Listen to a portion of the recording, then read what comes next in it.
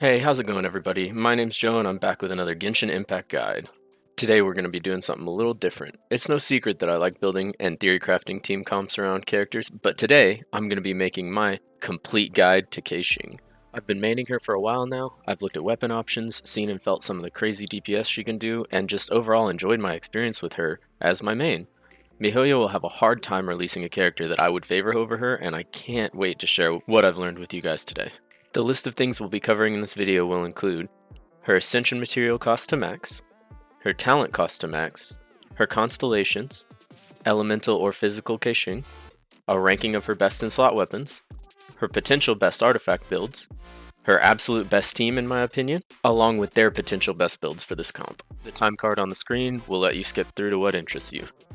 Now, let's get started. Our first rundown is what she needs to get her to that level 90 in-game base. It takes 1 Electro Sliver, 9 Electro Fragments, 9 Electro Chunks, and 6 Electro Gemstones, along with 46 Lightning Prisms, as far as Electro Boss requirements. As far as the regional specialty, it takes a total of 168 Core Lapis, along with 18 Whopper Flower Nectars, 30 Shimmering Nectars, and 40 Energy Nectar to prepare all the materials for all her Ascensions all the way to max.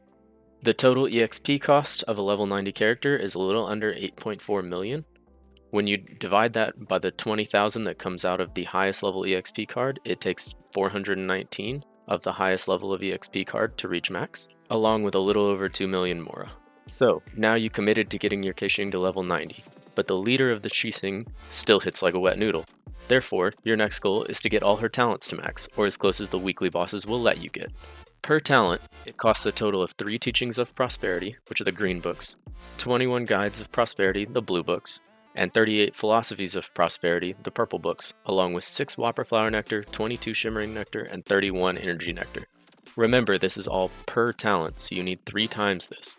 Then, when you get to level 7, you have to start using supplements you get from the weekly boss drops. Keqing's is the Ring of Boreas you get from the Frozen Wolf. You need a total of 7 Rings of Boreas to get past level 6, so level 7, 8, 9, and then for level 10 you also need to add in a crown. These are the rare rewards you get from events. Priority for talent maxing should be your auto attack, your elemental burst, and then your elemental skill. So it should be basic attack, Q, E for those of you on PC. Don't be a dummy like me. I'm at 8, 10, 8, and I heavily regret getting my E to max first. It looks really cool to hit a huge burst, but it definitely hurt my overall DPS. So now you have a level 90 Keqing, and the talents are all looking sexy. If you paid to win and got a bunch of Keqing copies, this is the part for you, Constellations. Now, we're going to ignore her Constellation 3 and 5 since those are flat talent level increases and obviously make damage on her E and Q higher. But, as for the other 4, Constellation 1, Thundering Might, makes it so she does bonus damage before and after her E teleport. This is a nice supplement to her electro damage, and this is also the constellation my Keqing is at.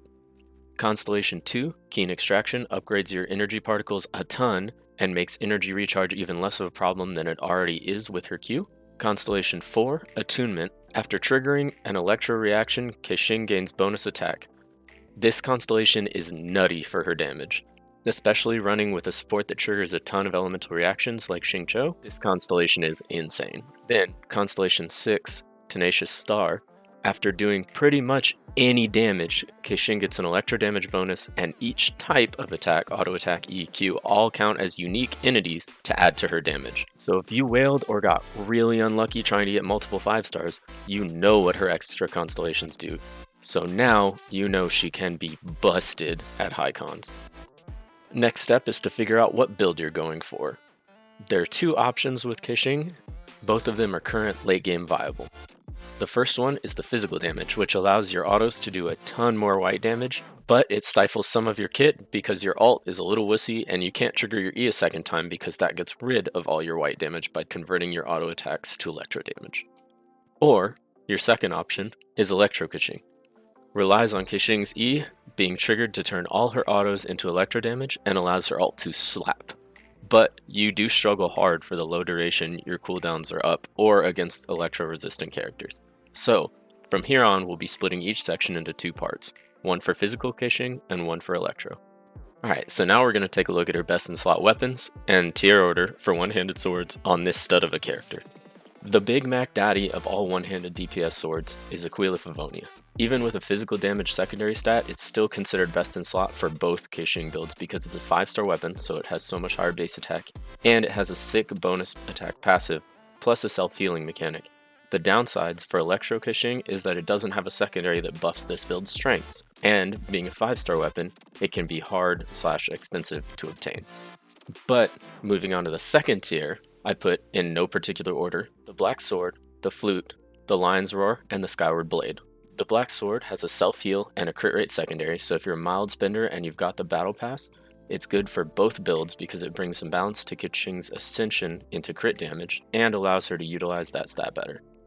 Moving on to the Lion's Roar, it has a very nice bonus of being reasonably easy to refine if you're lucky, and does a ton of bonus damage for Electro Keqing and Physical Keqing. You just have to micromanage your skills well. The Skyward Blade is a base 5-star weapon, so it has a high base attack and a beautiful passive which gives it a plethora of stats. I think what's holding it back in this guide is a particular waste of the energy recharge secondary because with Keqing's ult she doesn't really need it since she gets a ton of energy recharge, but it's a nice bonus nonetheless. Then lastly for this section is the Flute.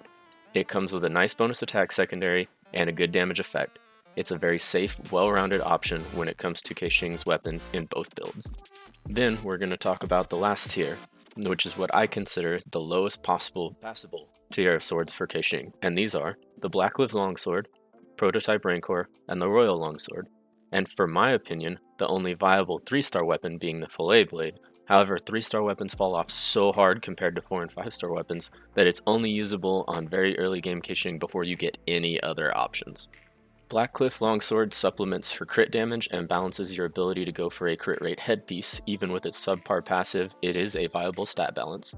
Prototype Rancor is the best option for free-to-play physical Keqing, and Royal Longsword hasn't had a lot of testing yet, but it has the potential to increase your damage output if you've gotten a ton of crit damage rolls and can't get any crit rate rolls. I personally bounce back and forth between the Black Sword, the Blackcliff Sword, and the Lion's Roar now, depending on which artifact set and which team I'm running. Which is a great segue to potential artifact sets. Now, I only want to go over late game builds here. If you're early mid, you can go Berserker and focus all attack, but I really don't want to break down each possible early game build, so we're going to stick to the late game potential builds. Physical Keqing, all of these will have a physical damage cup, so the potential sets are 2 Gladiator, 2 Bloodstained, 2 Thundering Fury, 2 Gladiator or Bloodstained, 2 Retracing Bolide if you have a reliable Geo or shielding character, 4 Thunder Soothers, since proccing Electro or Electro Charge will give you bonus damage even if the damage you're outputting is not Electro damage, and 4 set Bloodstained. I'm not a huge fan of this, but since Keqing's main combo is all charge attack spam, on any target that matters, it is viable. Now on to Electro Keqing.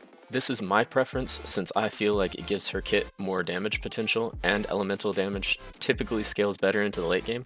All of these should be used with an Electro damage cup, and the sets are 4-piece Thunder Soothers, 4-piece Thundering Fury, 2-piece Gladiator, 2-piece Thundering Fury, or 2-piece Thundering Fury, 2-piece Noblesse Oblige.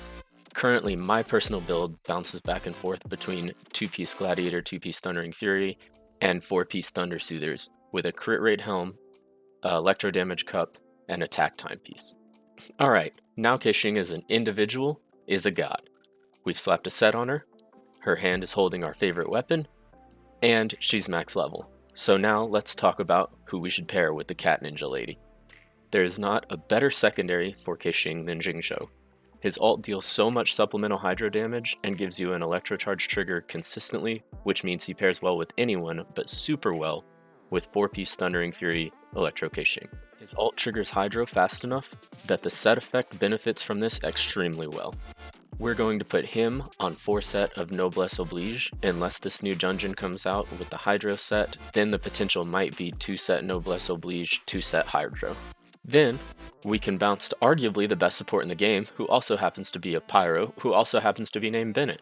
He gives a huge bonus attack buff and a big AoE heal that Keqing still benefits from being invulnerable in Elemental Burst, as well as cleansing in floor 12 of the Abyss, and being an amazing character.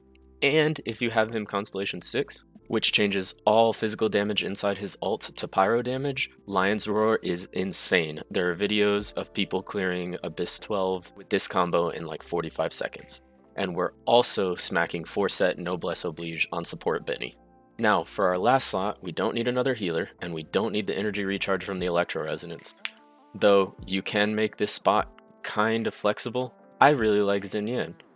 It gives you the Pyro Resonance, plus a shield, plus a Pyro Burst that you can use to shred and do big reactions. Also, it gives you a shield if you happen to be running Bolide Keqing. She's another DPS reactor. We're actually going to run her on a 4-set of Witches, so she does more burst and combo damage, and it gives her bonus Pyro Elemental damage. Since I still test and flip-flop back and forth between Keqing builds, I'm currently going to put my money where my mouth is, and I'll show you a couple variations that I've had on my Keqing. So, the current Keqing I'm running is 4-piece Thunder Soothers, with the off-piece being the crit rate crown,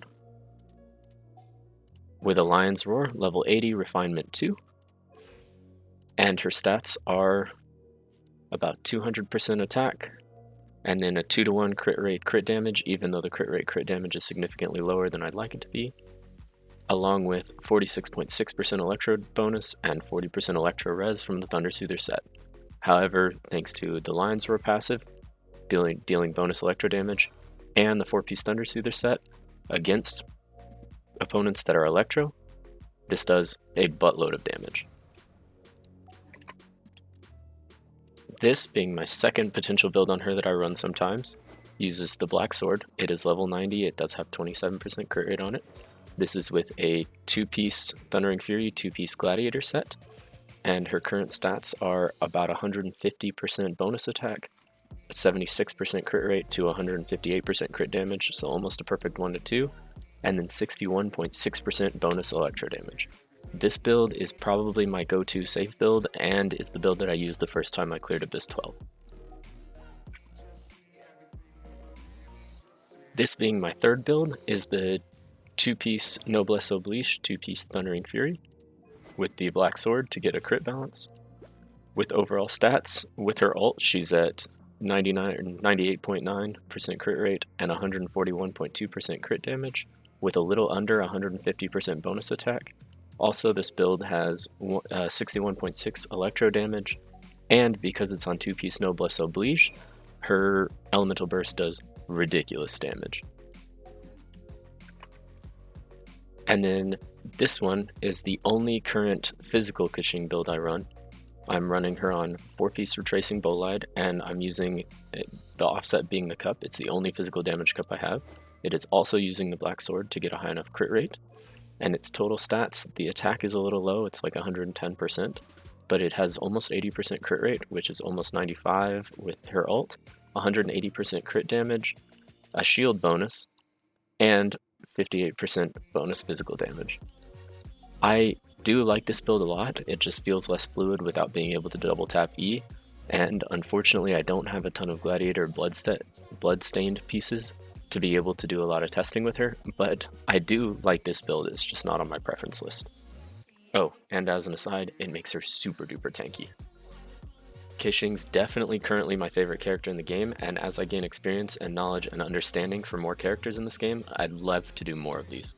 So, this has been my capped complete Keqing guide. I'm sure some of these tips and builds are subject to change when patch 1.2 drops and the Hydro Dungeon comes out, along with the potential new sword and any other content that comes out in the future.